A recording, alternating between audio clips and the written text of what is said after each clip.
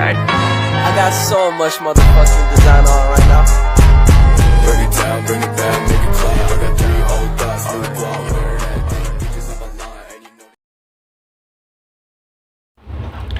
Pengantar kecerdasan buatan.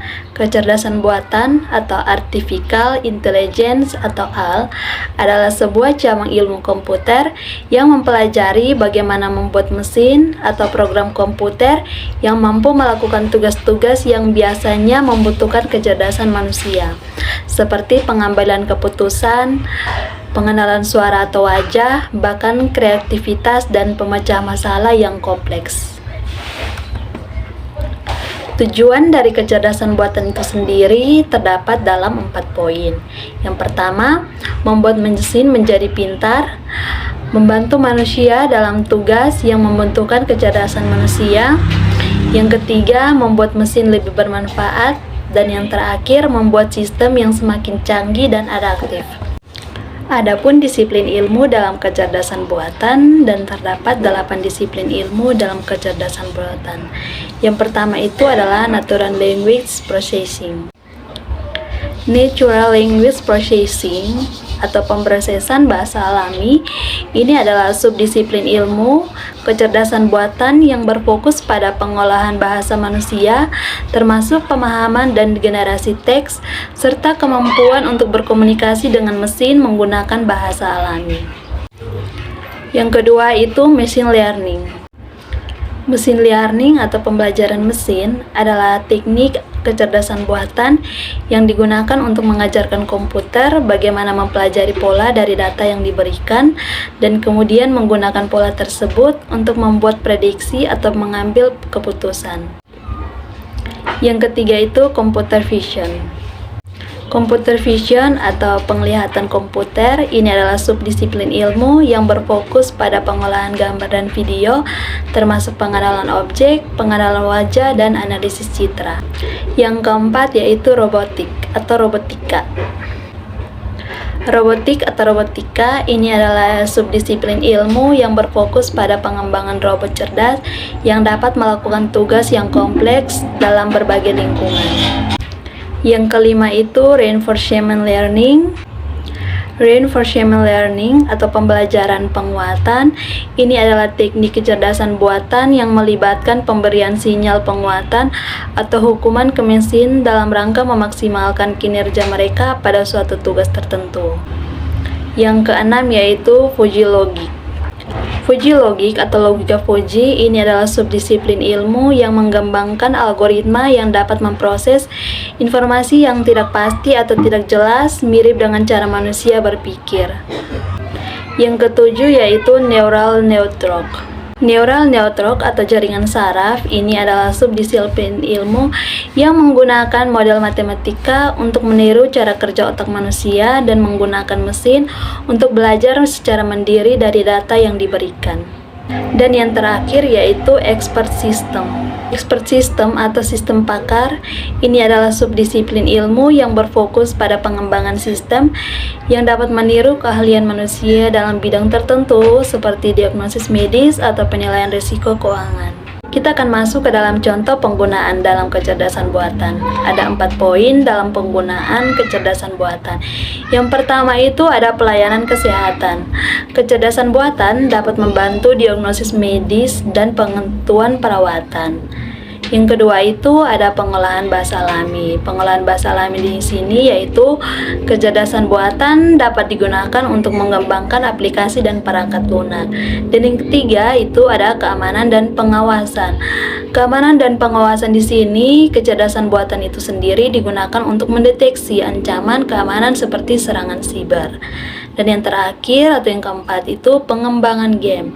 Pengembangan game di sini kecerdasan buatan dapat digunakan untuk mengembangkan game yang lebih pintar dan realistis. Pengantar sistem pakar. Sistem pakar adalah sebuah sistem komputer yang dirancang untuk meniru kemampuan seorang pakar atau ahli dalam suatu bidang tertentu. Sistem ini biasanya menggunakan pengetahuan dan aturan-aturan dalam bidang tersebut untuk membantu pengguna dalam mengambil keputusan atau memecahkan masalah yang terkait dengan bidang tersebut. Kemampuan sistem pakar. Yang pertama, pengetahuan dan pemahaman domain. Yang kedua, kemampuan diagnosis. Yang ketiga, inferensi atau penalaran. Yang keempat, penyelesaian masalah. Yang kelima, pengambilan keputusan. Yang keenam, komunikasi dan keamanan.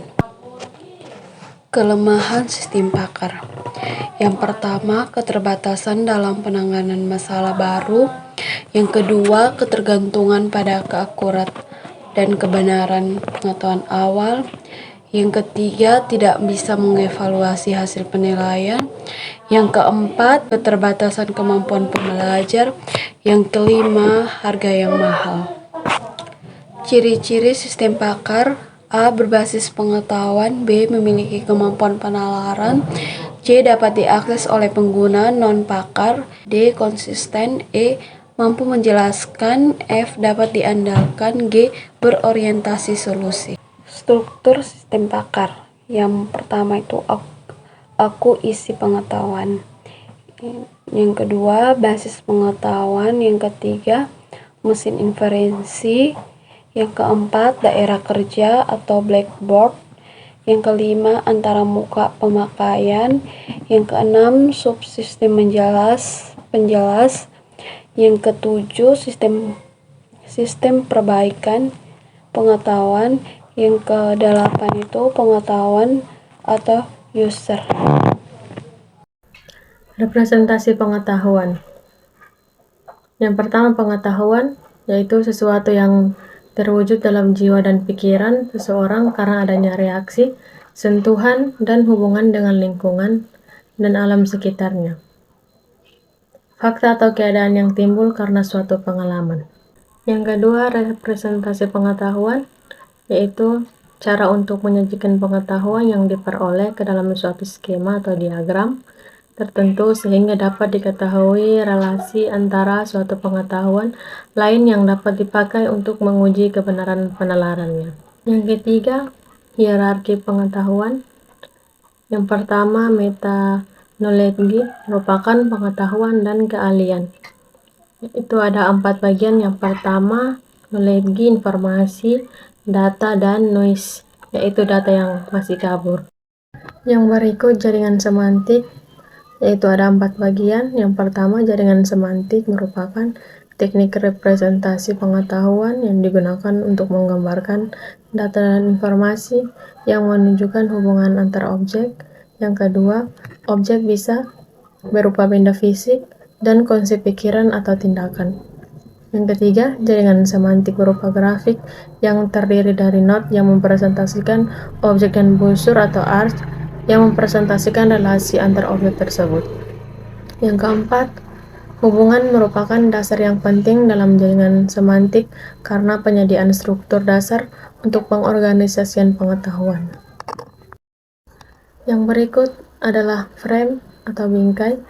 Frame merupakan struktur data yang digunakan untuk mempresentasikan pengetahuan yang didasarkan pada karakteristik yang sudah dikenal yang merupakan pengalaman. Yang kedua, frame terdiri dari 2 elemen dasar. Yang pertama, slot merupakan kumpulan atribut atau properti yang menjelaskan objek yang dipresentasikan oleh frame berupa informasi identifikasi frame, hubungan frame dengan frame yang lain. Yang kedua, subslot menjelaskan pengetahuan atau prosedur dari atribut pada slot yang berbentuk value atau nilai dari suatu atribut. Default yaitu nilai yang digunakan jika slot kosong. Rank yaitu jenis informasi yang muncul pada slot. Yang berikut logika dan himpunan. Ada 5 bagian. Yang pertama, logika dikembangkan oleh filosof Yunani Aristoteles pada abad ke-4 sebelum Masehi. Yang kedua, logika didasarkan pada silogisme. Yang ketiga, silogisme memiliki 2 premis dan 1 konklusi yang disimpulkan dari premis. Yang keempat, dalam silogisme, premis merupakan fakta dari kesimpulan yang harus diikuti.